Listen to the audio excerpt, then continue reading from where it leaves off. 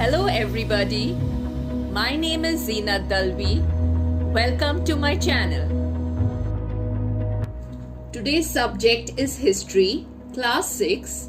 We will cover Chapter 2, From Hunting Gathering to Growing Food. The earliest people, why were they on the move? Hunter-gatherers lived in the subcontinent as early as 2 million years ago. They hunted wild animals, caught fish and birds, gathered fruits, roots, nuts, seeds, leaves, stalks and eggs.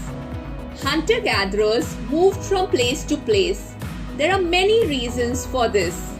First, if they had stayed at one place for a long time, they would have eaten up all the available plant and animal resources at one place.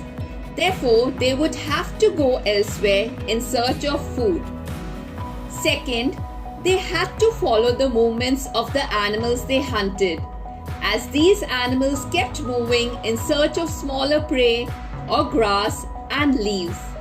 Third, plants and trees bear fruit in different seasons, so they moved from season to season in search of different kinds of plants. Fourth, water is needed for survival. While many rivers are perennial with water throughout the year, others are seasonal. People living on their banks would have to go in search of water during the dry seasons. So these are the four main reasons why hunter-gatherers moved from place to place. How do we know about these people? Archaeologists have found tools made and used by the hunter-gatherers. These tools were made of stone, wood and bone. Uses of these tools: to cut meat and bone, scrape bark from trees and hides, chop fruit and roots, to make spears and arrows, chop wood which was used as firewood and to make huts and tools. Stone tools may also have been used for digging the ground, to collect edible roots, stitching clothes made out of animal skin. Look at the map given below. All the places marked with red triangles are sites from which archaeologists have found evidence of hunter-gatherers. Choosing a place to live in. What are sites?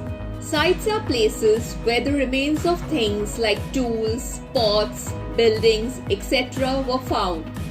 These were made, used, and left behind by people. These may be found on the surface of the earth, buried under the earth, or sometimes even underwater. Where are most of these sites located?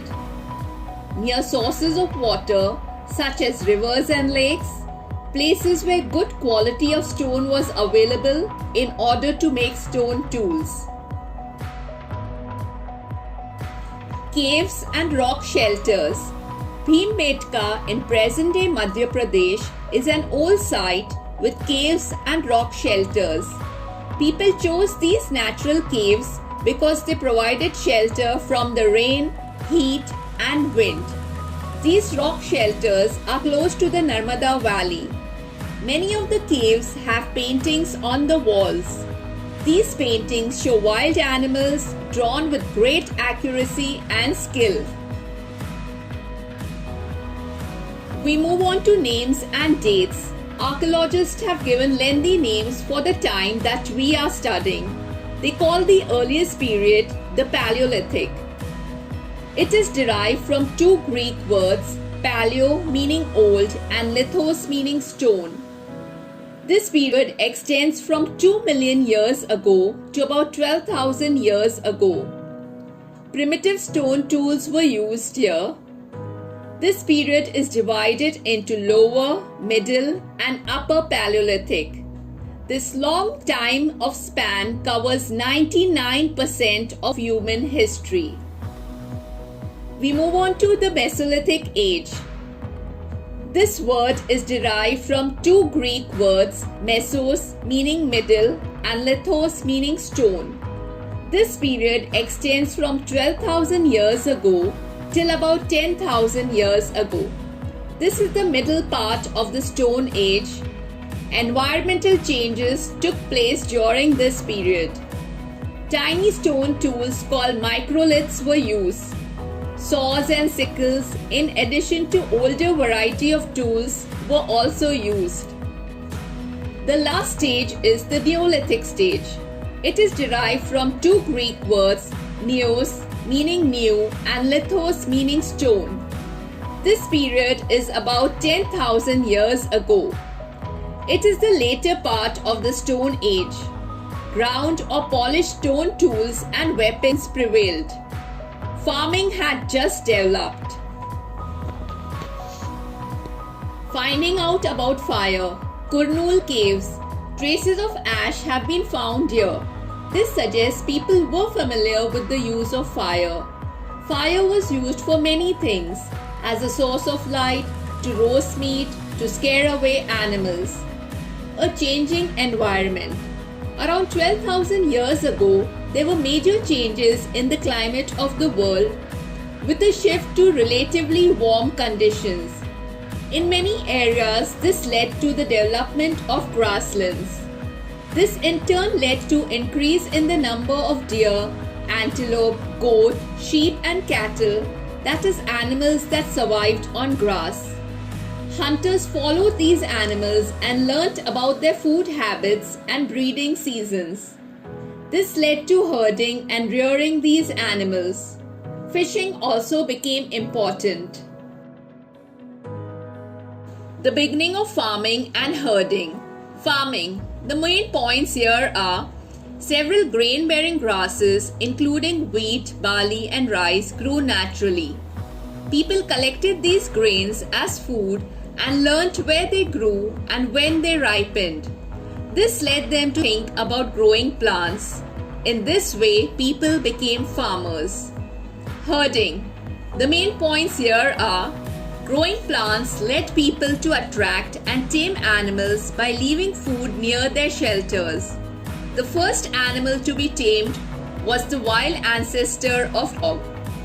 People encouraged animals that were relatively gentle to come near their camps where they lived. Animals like sheep, goat, cattle, and pigs lived in herds and ate grass. People started protecting these animals from attacks by other wild animals. This is how people became herders. Domestication. Domestication is the name given to the process in which people grow plants and look after animals.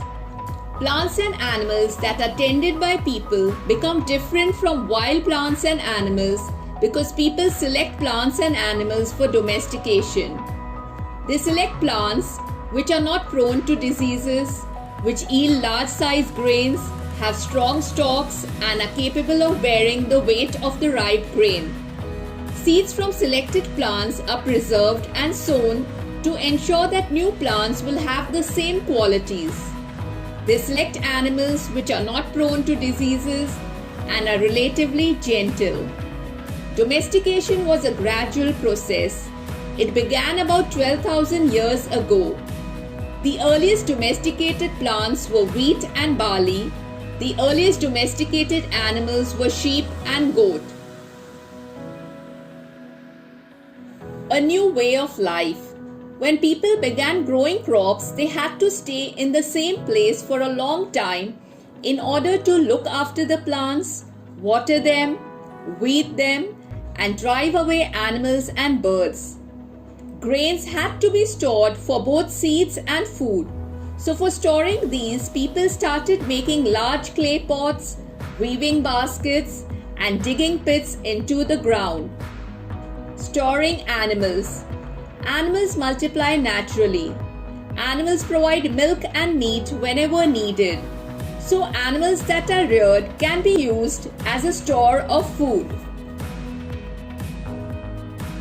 Finding out about the first farmers and herders. Archaeologists have found evidence of early farmers and herders. The most important sites are in the northwest, in present-day Kashmir, and in the East and South India. To find out whether these sites were settlements of farmers and herders, scientists study the evidence of plant and animal bones. One of the most exciting finds includes remains of burnt grains. Scientists can identify these grains, and so we know that a number of crops were grown in different parts of the subcontinent. They can also identify bones of different animals.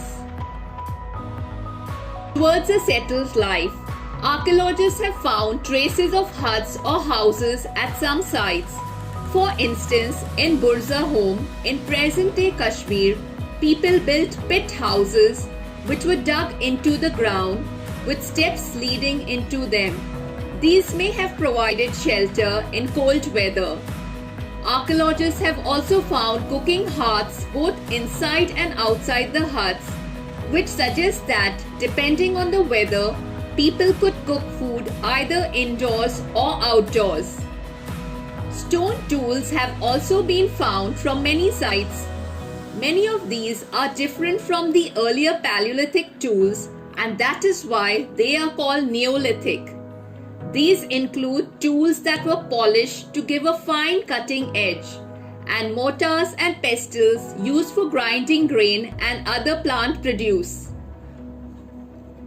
At the same time, tools of the Paleolithic types continued to be made and used.